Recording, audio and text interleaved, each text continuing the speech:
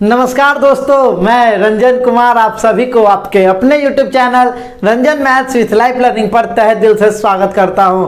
हम लोगों ने कल 2 मार्च 2022 के सीजीएल मेंस के क्वेश्चंस के फर्स्ट पार्ट में कुछ क्वेश्चंस को देखे, उसके बचे हुए क्वेश्चंस को आज हम लोग इस सेकेंड पार्ट में देखेंगे। तो चलिए शुरू करते हैं आज का ये इंटरेस्टिंग और मजेदार कंसेप्ट के साथ इस वीडियो को। तो चलिए शुरू करते हैं। देखिए पहला क्वेश्चन, इसमें 14 नंबर क्वेश्चन क्या है, पहले इससे पहले हम लोग 13 क्वेश्चन ऑलरेडी देख चुके हैं पहले पार्ट में।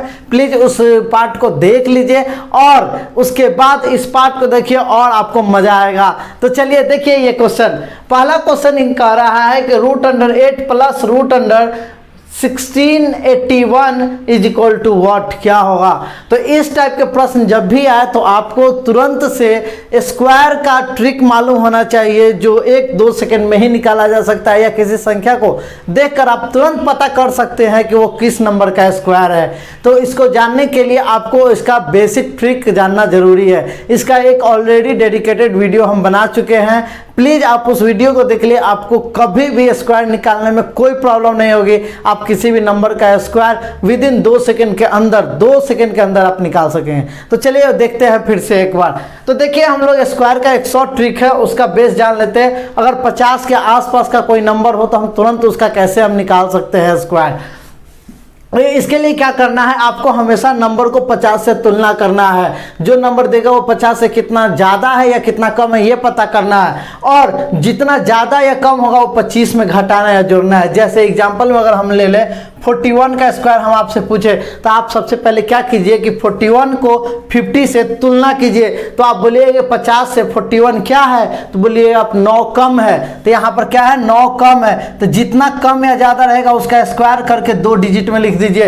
तो 9 का स्क्वायर क्या होगा, तो आप बोलिए कि सर 81 होगा, तो इसको 2 डिजिट में लिख दिए 81। हम बोले जितना कम या ज़्यादा होगा वो हमेशा हमेशा और हमेशा बेस में से कम होगा तो कम करेंगे, ज़्यादा होगा तो ज़्यादा करेंगे। यहाँ 9 कम है तो 25 में से 9 जाएगा तो कितना हो जाएगा, 16।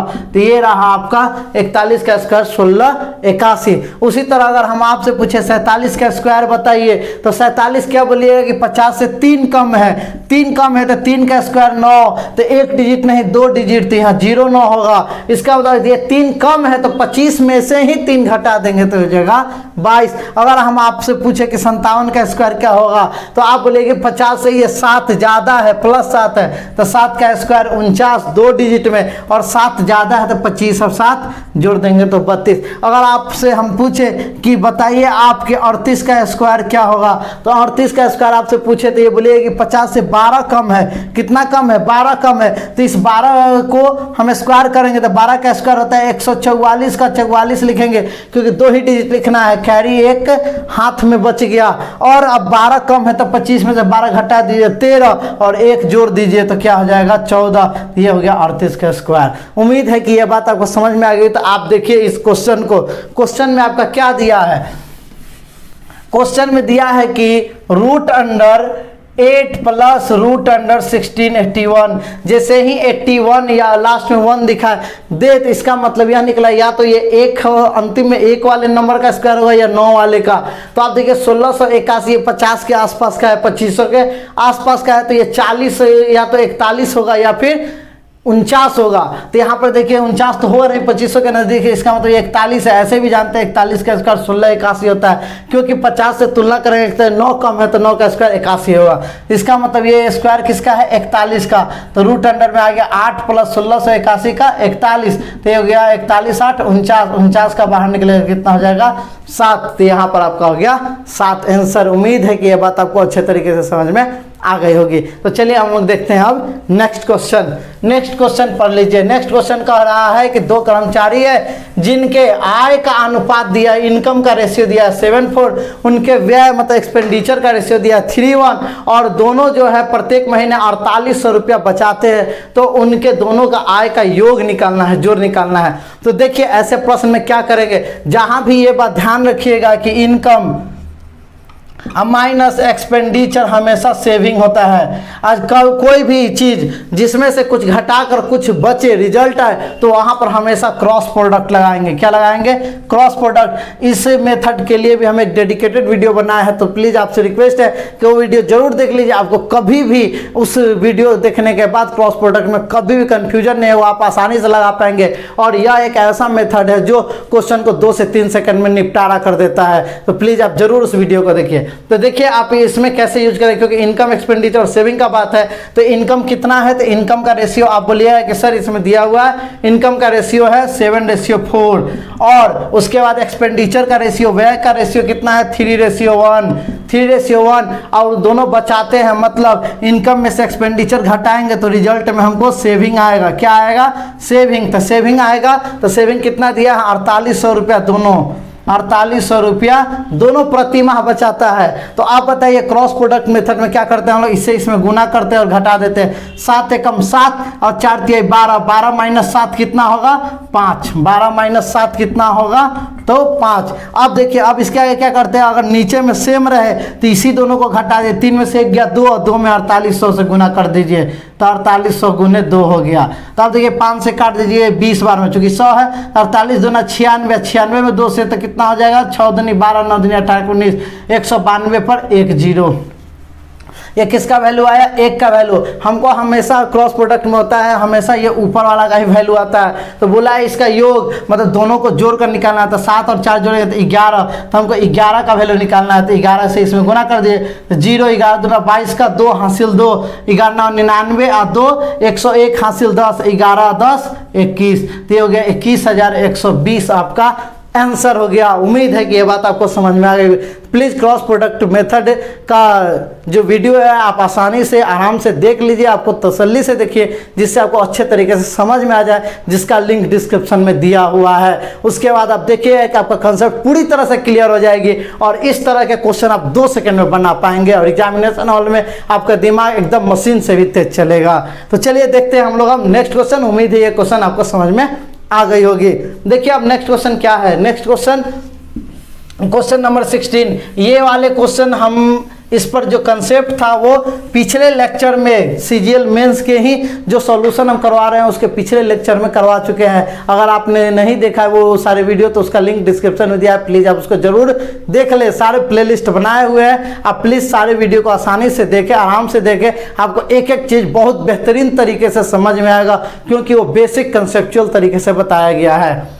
तो चलिए देखते हैं हम लोग नेक्स्ट क्वेश्चन, क्वेश्चन नंबर 16। हमेशा ध्यान रखिए जब पार्टनरशिप में प्रॉफिट जब होता है, पार्टनरशिप में हमेशा जो प्रॉफिट होता है वो इन्वेस्टमेंट मतलब पूंजी, जितना पूंजी रहेगा और जितने समय के लिए पूंजी लगाएगा उसका प्रोडक्ट ही हमेशा क्या देता है, प्रॉफिट देता है, लाभ देता है। तो इसी बात का हम लोग यहाँ यूज करेंगे। तो इस क्वेश्चन में क्या दिया है कि जो 3 ABC है वो कुछ टाइम के लिए पूंजी निवेश करते हैं, A B और C है कुछ टाइम के लिए पूंजी निवेश करते हैं। तो इन्वेस्टमेंट कितना है, तो इन्वेस्टमेंट का रेशियो हमको नहीं मालूम है। हमको क्या क्या दिया है, तो हमको दिया है प्रॉफिट का रेशियो।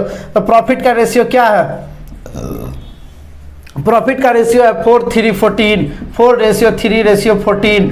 और आपका किसका रेशियो दिया है, टाइम पीरियड का। टाइम पीरियड का कितना रेशियो है, 3:2:7। आप बताइए आपको प्रॉफिट का रेशियो, आपको किस चीज़ का रेशियो पूछ रहा है, इन्वेस्टमेंट का। इन्वेस्टमेंट का बताइए तो आप बोलिए सर अगर हमको इन्वेस्टमेंट पूंजी का निकालना है तो इधर ले जाएंगे तो प्रॉफिट बाई टाइम मतलब प्रॉफिट में समय से भाग देना पड़ेगा। तो हमको प्रॉफिट में समय से क्या करने भाग देंगे तो हमको क्या निकलेगा, इन्वेस्टमेंट का रेशियो निकलेगा। तो देखिए 4/3 हो जाएगा यहाँ पहला, ए का इन्वेस्टमेंट का रेशियो, बी का होगा 3/2 और सी का इन्वेस्टमेंट का रेशियो होगा 14/7। तो चलिए अब इसको हम क्या करेंगे, इस रेशियो को सिंपलेस्ट फॉर्म में बदलेंगे। तो 7 से कट गया 2, नीचे में जो रहता है उसके एलसीएम से सब में गुना कर देते हैं। 3 2 का एलसीएम कितना होता है, 6, 6 से सब में गुना कर दीजिए। यहाँ पर ये मन में भी कर सकते हैं, 3 से ये 2 बार में तो ये हो गया 8, 4 दूना 2 से 3 और 3 3 9 और यहाँ हो गया 2 6 12। तो ये रहा आपका 8:9:12 आपका इन्वेस्टमेंट का रेशियो। उम्मीद है कि आपको समझ में आ गई। बस इसमें एक कंसेप्ट था कि प्रॉफिट हमेशा पूंजी गुने समय होता है। अगर पूंजी का रेशियो निकालना है तो प्रॉफिट में समय के रेशियो से भाग दे दीजिए, अगर आपको समय निकालना है तो प्रॉफिट में पूंजी से भाग दे दीजिए, आपको आसानी से रेशियो निकल जाएगा। उम्मीद है ये बात अच्छे तरीके से आपको समझ में आ गई होगी। इस टाइप के क्वेश्चन हम लोग पिछले लेक्चर में भी कर चुके हैं। आप प्लीज़ सारे लेक्चर को जरूर देखिए। नेक्स्ट क्वेश्चन हम लोग देखते हैं, क्वेश्चन नंबर 17 क्या है। क्वेश्चन नंबर 17 देखने से पहले इसका एक बेसिक कंसेप्ट थोड़ा देख लेते हैं कि क्या है स्पीड डिस्टेंस टाइम का कंसेप्ट।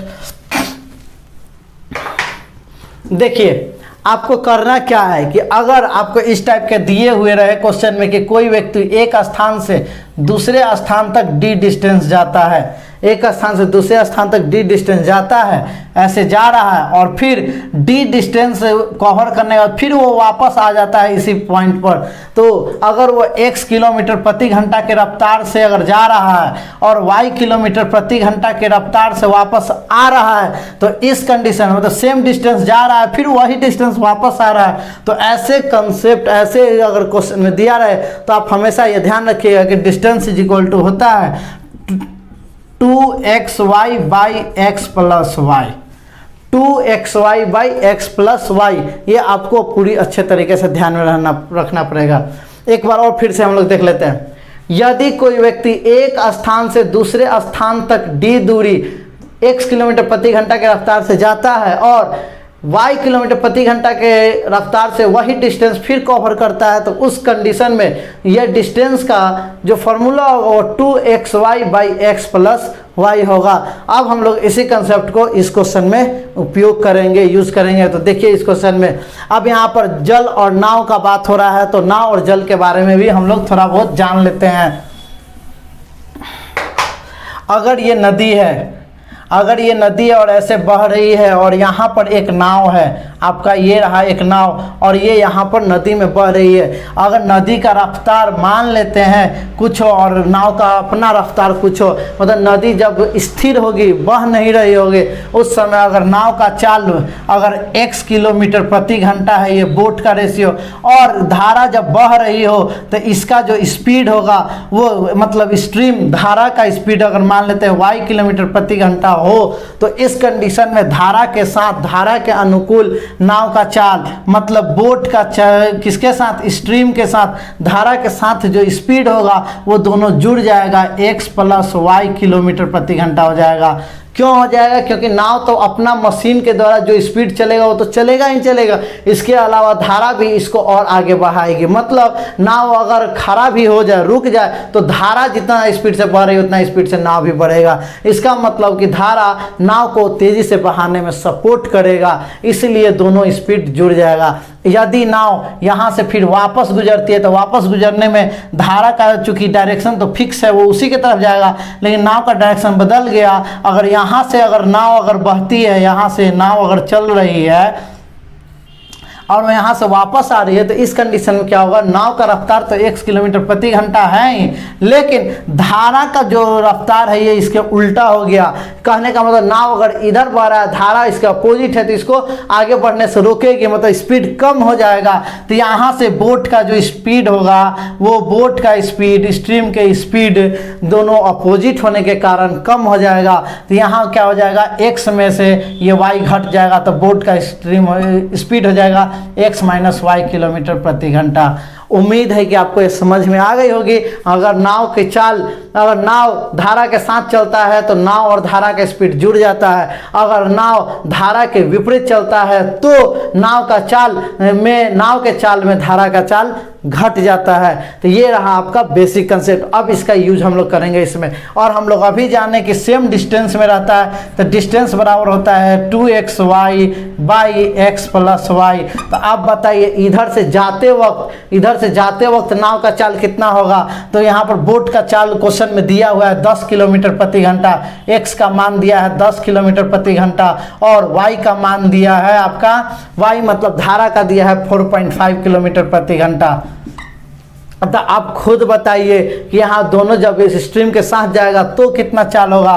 तो आप बोलिएगा दोनों जुड़ जाएगा तो 10 और 4.5 मतलब कि 14.5 किलोमीटर प्रति घंटा हो जाएगा। और फिर अगर वापस लौटेगा तब कितना होगा? तो बोलिए कि ये घट जाएगा, 10 में से 4.5 घटेगा तो यहाँ हो जाएगा 5.5 किलोमीटर प्रति घंटा हो जाएगा। मतलब यहाँ से ये जाने का स्पीड हो गया 14.5 किलोमीटर प्रति घंटा और नाव के वापस आने का स्पीड हो गया 5.5 किलोमीटर प्रति घंटा। और हमको ये क्या निकालना है, इसी के बीच की दूरी निकालना है, मतलब डिस्टेंस। तो डिस्टेंस होता है 2xy/x + y, मतलब जाने का स्पीड और y है आने का स्पीड। तो यहाँ पर डाल दीजिए 2x, मतलब जाने का स्पीड कितना है 14.5 और आने का स्पीड कितना है 5.5 और बट्टा में इन्हीं दोनों का सम 14 5 19 सब 0.5 जोड़ेंगे तो 20, तो नीचे में हो गया 20। अब ये पॉइंट हटाइए तो एक नीचे 0, ये भी हटा दीजिए तो एक नीचे 0। अब देखिए 2 से 2 कट गया। अब आपको ये केवल गुना करना है, इसमें क्या करना है, गुना करना है। आप चाहे तो 5 का यूज कर सकते हैं, 5 से 11 और ये 5 से 2 हो गया। अब यहाँ पर देख लीजिए, आप 11 से गुना करके 2 से भाग दीजिए या फिर आप इसको बिना काटे हुए रहने दीजिए और ये 55 यहाँ रहने दीजिए। तो क्या हो जाएगा 55, तो 55 से हमको 14.5 में गुना करना है। तो आप एक बार क्या कीजिए 5 से गुना कर लीजिए, तो 50 25 14 5 70 2 72 इतना आ गया। अब 11 बचा तो 11 से गुना कर लीजिए, 11 5 55, 11 5 55, 11 दूना 22 और 5 27 के साथ हासिल 2, 11 7 77 2 79, तो कितना हो गया 7975, नीचे 3 0 है तो यहाँ पर पॉइंट लग जाएगा 3, तो 7.98 हो जाएगा। इसको अप्रॉक्स में करेंगे तो किलोमीटर आंसर। उम्मीद है कि आपको यह बात अच्छे तरीके से समझ में आ गई होगी। बस इसमें करना क्या था, इसको गुना करके आंसर लाना था। तो चलते हैं हम लोग अब नेक्स्ट क्वेश्चन। अगर आपको ये वीडियो अच्छा लग रहा हो तो प्लीज़ मेरे चैनल को लाइक शेयर और सब्सक्राइब कर दें और मेरा सपोर्ट करें और मेरे साथ हमेशा बने रहे और अपने दोस्तों को बताएं कि इतने बेसिक कंसेप्ट से पढ़ाया जा रहा है। प्लीज़ उनका वीडियो देखें और अपना कंसेप्ट क्लियर करें। तो चलिए हम लोग देखते हैं अब नेक्स्ट क्वेश्चन, क्वेश्चन नंबर 18 क्या कह रहा है कि यदि किसी गोले की त्रिज्या को 48% कम कर दिया जाए तो उसके पृष्ठीय क्षेत्रफल में कितने प्रतिशत की कमी आएगी। यही हमको पूछ रहा है कितने प्रतिशत कम हो जाएगा।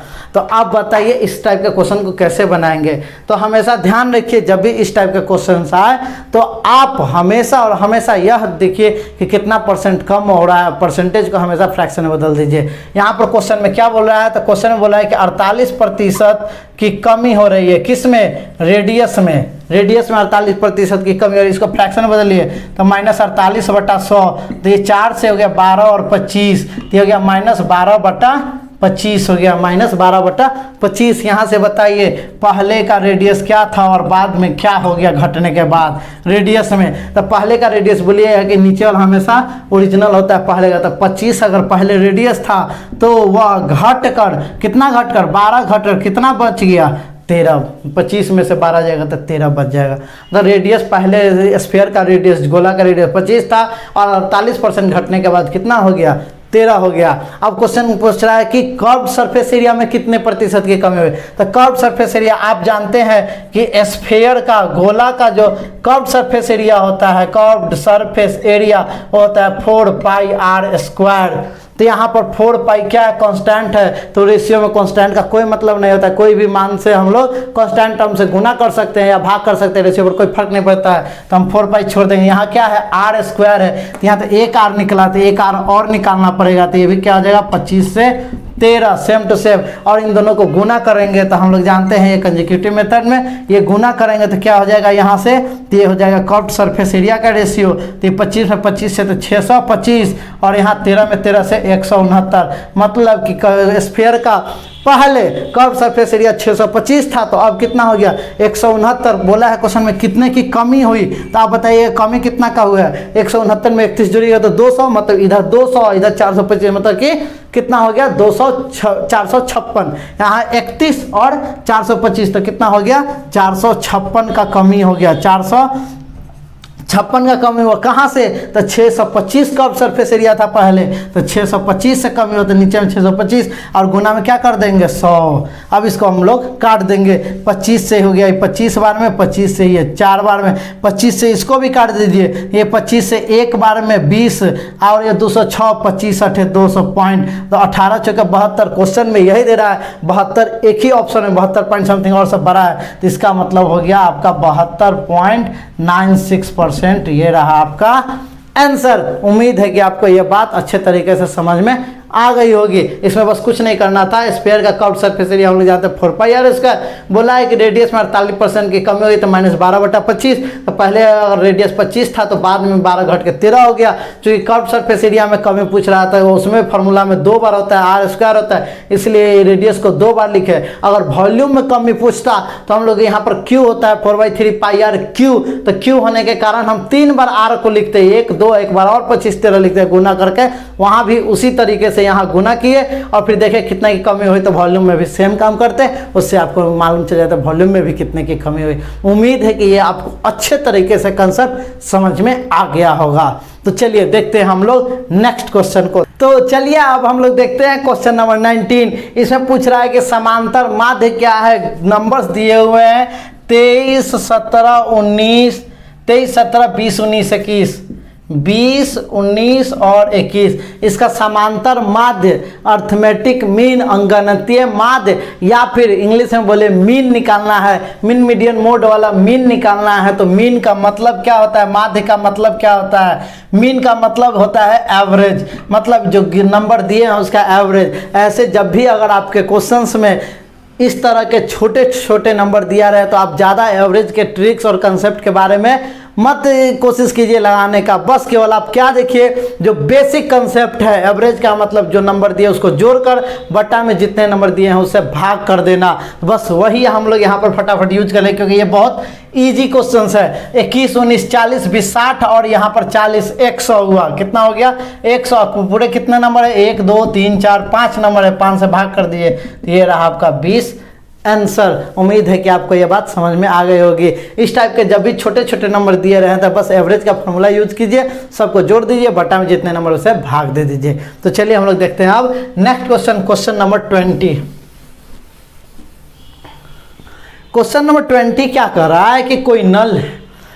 तो हमेशा ध्यान रखिए, अगर इस टाइप के प्रश्न दिए हो तो आप हमेशा एक फॉर्मूला ध्यान रखिए कि टोटल वर्क जो होता है वो हमेशा एफिशिएंसी मतलब कि क्षमता गुने समय मतलब कि टाइम पीरियड, जितने देर तक वो काम करेगा जिस क्षमता से उससे क्या निकलेगा, गुना करने पर टोटल वर्क सारा काम निकल जाएगा। तो नल का काम क्या होता है? नल का काम होता है पानी निकाल कर देना, पानी निकालना। तो पानी निकालेगा तो वही उसका काम होगा, और जितना ज़्यादा पानी निकालेगा वही उसकी क्षमता होगी। तो आइए इस क्वेश्चन में हम लोग देखते हैं। तो क्वेश्चन में बोला है कि नल 3 नल है, तीनों नल का डायमीटर दिया हुआ है, तीनों नल का डायमीटर दिया है। डायमीटर का रेशियो क्या है? तीनों नल का डायमीटर है 2 सेंटीमीटर और 3 सेंटीमीटर और 4 सेंटीमीटर, ये डायमीटर दिया। और क्वेश्चन में बोल रहा है कि नल से जो पानी निकलता है वो डायमीटर के स्क्वायर के अनुपात में है। इसका मतलब डायमीटर के स्क्वायर के अनुपात में नल से पानी निकलता है। इसका मतलब नल से पानी निकल रहा है तो उसकी मतलब उसकी नल की क्षमता हुआ। तो एफिशिएंसी क्या हो गया नल का? d स्क्वायर मतलब नल का ये स्क्वायर कर दीजिए। आपको डायमीटर जो है 4, इसका स्क्वायर कीजिएगा 3 का तो 9, 4 का स्क्वायर 16, ये 4 9 16 हो गया एफिशिएंसी। पहले नल, दूसरे नल और तीसरे नल का एफिशिएंसी हो गया। और क्वेश्चन में क्या बोला? क्वेश्चन में बोला है कि सबसे बड़ा जो नल है वो एक खाली टंकी को 81 मिनट में भर देता है, 81 मिनट में भर देता है। तो हम लोग जानते हैं कि टोटल वर्क कैसे निकालेंगे? एफिशिएंसी गुना समय।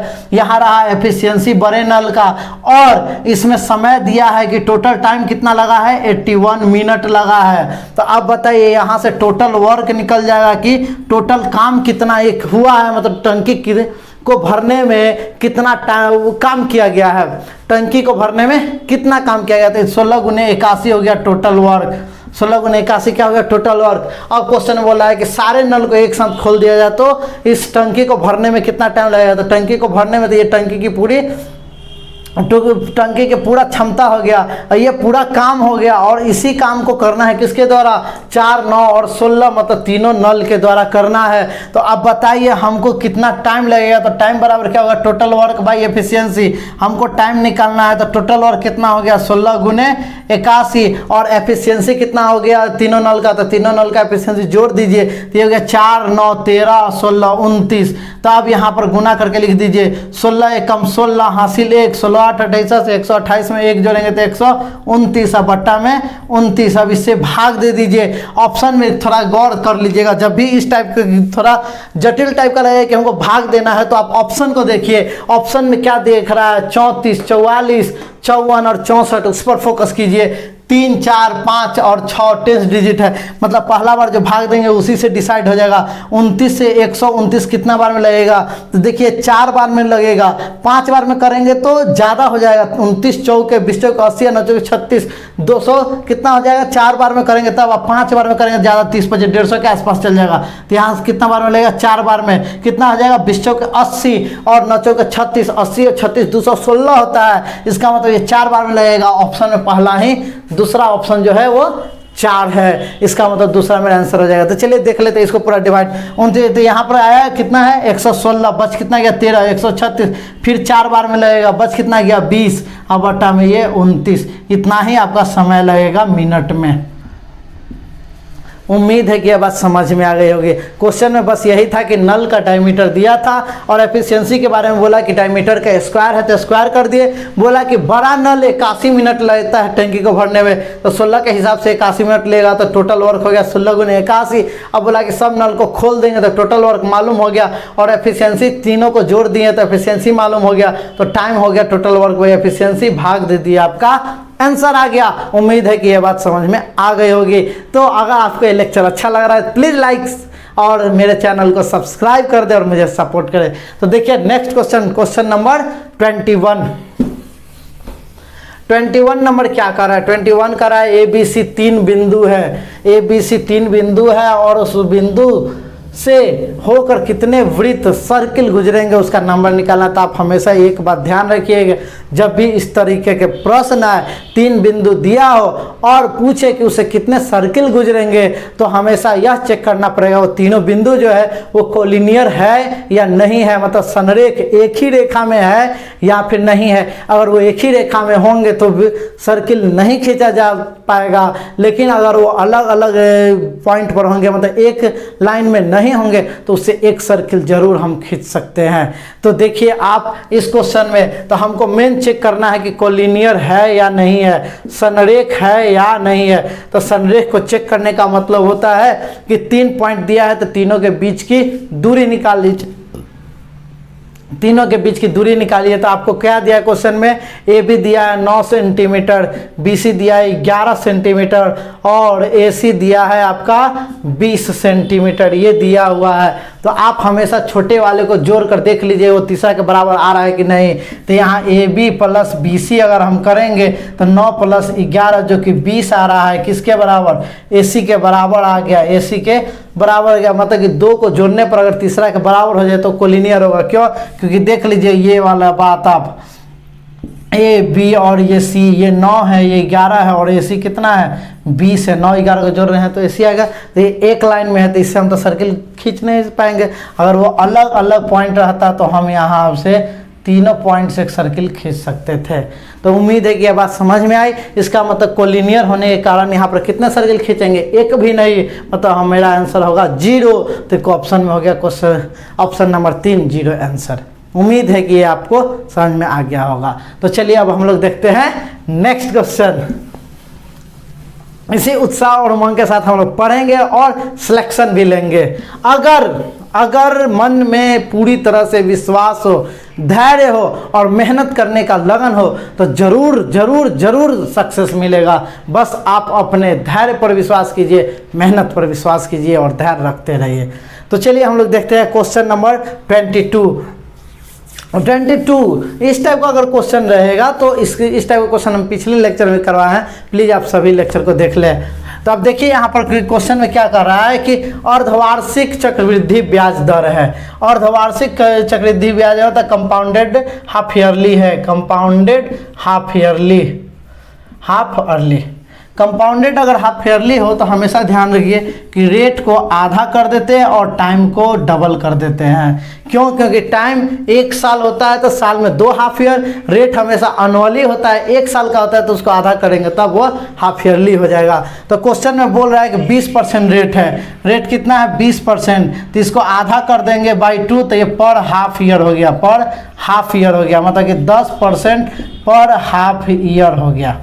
ये हो गया रेट। और टाइम कितना दिया है, टाइम बोला 1 साल, तो 1 साल अगर टाइम दिया है 1 ईयर तो इसका मतलब उसमें हाफ ईयर कितने होंगे, 2 से गुना कर देंगे तो 2 हाफ ईयर हो जाएगा। आपसे फिर क्वेश्चन है 10% के हिसाब से बोल रहा है कि चक्रवृद्धि ब्याज क्या होगा। तो CI हम ऑलरेडी जानते हैं कि अगर 2 टाइम हो और रेट दिया होता है, क्या होता है CI सीधे होता है x plus x plus x y by 100। मतलब यहाँ पर क्या हो जाएगा 10 प्लस 10 गुने 10 प्लस 10 गुने 10/100, तो ये कट जाएगा, एक और 10 कितना हो गया 20 और 1 जोड़ देंगे तो 21%, कितना हो गया 21% रेट हो गया। आपको हमको निकालना है CI, तो ये अमाउंट में क्या हो जाएगा CI, तो 21% किसका हो जाएगा प्रिंसिपल का, प्रिंसिपल कितना है तो 21% का मतलब 21/100 गुने 8000, यहाँ 2 0 कैंसिल, अब 8 से 21 में गुना कर दिए तो 8 8 दूनी 16, मतलब हो गया 1680 रुपया हो जाएगा आप उसका चक्रवृद्धि ब्याज। उम्मीद है कि ये बात अच्छे तरीके से समझ में आएगी। तो 1680 रुपया ऑप्शन नंबर 1 आंसर। तो चलिए देखते हैं हम लोग नेक्स्ट क्वेश्चन, क्वेश्चन नंबर 23। इस टाइप के क्वेश्चन भी हम लोग पिछले लेक्चर पिछले पार्ट में देख चुके हैं, अगर आप वो देखे होंगे तो देखिए कितना आसानी से समझ में आ जाएगा। फिर भी यहाँ हम लोग एक बार रिवाइज कर लेते हैं। अगर 2 नंबर का HCF अगर H दिया हो तो फर्स्ट नंबर हमेशा क्या होगा HA होगा और सेकंड नंबर क्या होगा HB होगा। यहाँ पर आप बोलिए A और B क्या है, तो A और B है को प्राइम नंबर। को प्राइम नंबर का मतलब क्या होता है, दोनों के बीच में कॉमन फैक्टर केवल 1 होगा, ओनली 1 बस, तो वही होगा को प्राइम नंबर। तो अब देखिए इस क्वेश्चन में कितना दे दिया है HCF दे दिया है 10, HCF कितना दे दिया है 10 दिया है। और तो इस तरीके से हम आपसे पूछे कि पहला नंबर क्या होगा, तो आप बोलिए सर अभी आप बताएं कि जो HCF हो उसमें A लगा दीजिए तो 10A। हम पूछे कि सेकंड नंबर क्या होगा, तो आप बोलिए HCF में B लगा दीजिए तो 10B। बोला है कि इन दोनों का प्रोडक्ट 1500 है, इसका मतलब दोनों को गुना कर दीजिए 10A इंटू 10B बराबर कितना हो गया 1500। गुणनफल दोनों संख्या का गुणनफल कितना है 1500। अब देखिए 2 0 से 2 0 कैंसिल हो गया, A और B का वैल्यू कितना आ गया 15। अभी बताया कि A और B का मतलब होता है को प्राइम, मतलब इसके बीच में कॉमन फैक्टर केवल क्या होगा 1 होगा, इसके अलावा कुछ नहीं। तो आप अपने मन से बताइए क्या हो सकता है। 2 अंक को गुना करें 15 है, तो पहला तो 1 लेंगे और B को अगर हम 15 लेंगे तो 1 गुना 15 15 आएगा, 1 तो संभावित मान ये हो जाएगा। 2 में गुना करने पर 15 तो आता नहीं है, 3 में आएगा, 3 में आएगा किससे 5 से। हमेशा 1 से शुरू करिए, 1 हो गया 2 नहीं होगा, 3 हो गया 3 गुने 5, 4 से नहीं होगा 5 से होगा, लेकिन 5 से होगा 3 बार में तो फिर ये रिपीट कर जाएगा तो नहीं लेंगे। 6 से नहीं होगा, 7 से अब किसी से नहीं होगा। इसका मतलब कि 2 ऐसे संभावित मान है जिससे ये क्वेश्चन सेटिस्फाई कर रहा है कि HCF 10 और उनका प्रोडक्ट 1500 नंबर का। तो आपका आंसर हो गया 2। क्वेश्चन नंबर 23 का आंसर हो गया ऑप्शन नंबर 3, 2 आंसर। उम्मीद है कि आपको ये बात समझ में आ गई होगी। तो चलिए अब हम लोग नेक्स्ट क्वेश्चन करते हैं, क्वेश्चन नंबर 24। 24 कह रहा है कि यदि tan A प्लस बी √3 है और tan A माइनस बी 1/√3 है, तो अगर A प्लस बी और A माइनस बी जो है वो A प्लस बी जो है 0 और 90 के बीच में हो, तो बताना है कि A और B का मान क्रमशः क्या होगा। ऐसा जब भी आए कंडीशन दे दे कि जो एंगल है वो 0 से 90 के बीच में है, ऐसे इस टाइम अगर इस टाइप के क्वेश्चन में आपको ये कंडीशन दे दे कि एंगल हमेशा 0 से 90 के बीच में लाई करता है, तो आप हमेशा ध्यान रखिए अगर tan यहाँ पर A प्लस बी √3 दिया हुआ है और एंगल A और एंगल जो दिया हुआ है वो एंगल 0 से 90 के बीच की दूरी है, तो हम जानते हैं कि इस √3 का वैल्यू क्या होता है tan 60 डिग्री, मतलब 0 से 90 के बीच में ये हो गया। तब देखिए tan हट जाएगा तो A प्लस बी का वैल्यू कितना हो गया 60 डिग्री। यहाँ से A प्लस बी का वैल्यू कितना आ गया 60 डिग्री। फिर आगे क्वेश्चन बोला है कि tan A माइनस बी बराबर है 1/√3। अब 1/√3 का मतलब होता है tan 30 डिग्री। अब tan से tan तो हट जाएगा, a माइनस बी कितना हो जाएगा 30 डिग्री। बोला है ए और बी का वैल्यू निकालना है, तो आप जानते हैं इस इक्वेशन को सॉल्व करना, बस जोड़ देंगे। जोड़ने के बाद क्या निकलेगा, बी बी कट जाएगा, यहाँ हो जाएगा 2a बराबर जोड़ेंगे तो ये 90। तो ए का मतलब हो गया 45 डिग्री, 2 से काट देंगे इसको 45 बार में। ए 45 हो गया तो a प्लस बी अगर 60 है, ए 45 है तो बी कितना हो गया, घट जाएगा 45 60 में से, तो क्या हो जाएगा बी का वैल्यू 60 माइनस 45, मतलब 60 माइनस 45 का मीनिंग क्या हो जाएगा 15 डिग्री। मतलब ए और बी क्रमशः रूप से 45 और 15 है, क्रमशः बोला है, तो 45 15 आपका ऑप्शन हो गया, को ऑप्शन नंबर 2। उम्मीद है कि यह बात आपको अच्छे तरीके से समझ में आ गई होगी। उम्मीद है कि आपको ये लेक्चर काफ़ी अच्छा लगा। प्लीज़ अगर आपको ये लेक्चर अच्छा लगा हो तो मेरे चैनल को प्लीज़ लाइक शेयर और सब्सक्राइब कर दे और मेरा सपोर्ट करते रहे। उम्मीद है कि आप मेरा हमेशा सपोर्ट करते रहेंगे और मेरा साथ हमेशा देंगे, और हम भी आपसे एक वादा करते हैं कि आपका सिलेक्शन हम जरूर आपका सिलेक्शन जरूर होगा। बस आप मेरे साथ बने रहिए, मेहनत करते रहिए। तब तक के लिए हम लोग नेक्स्ट लेक्चर में इसका जो क्वेश्चंस बचे हुए हैं उन सारे क्वेश्चन को कंप्लीट करेंगे, और इसी तरह 4 पेपर से सीजीएल मेंस का हुआ है उन 4 पेपर का सॉल्यूशन करेंगे। तो इसके अलावा आप बेसिक अगर आप अपना कंसेप्ट क्लियर करना चाहते हैं तो मेरे सारे बेसिक चैप्टर्स बेसिक कंसेप्ट पर बनाए गए सारे वीडियो को आप जरूर देख ले, जो आपको कॉन्फिडेंस देगी और किसी भी क्वेश्चन को सॉल्व करने का एक आसान रास्ता कैसे ढूंढा जाएगा वो भी सोचने की क्षमता प्रदान करेगी। तो उम्मीद है कि आप सारे वीडियो को देखेंगे और अपने सोचने की क्षमता को डेवलप करेंगे। तो मिलते हैं हम लोग नेक्स्ट लेक्चर में, तब तक खुश रहिए, मस्त रहिए, स्वस्थ रहिए और पढ़ते रहिए। जय हिंद।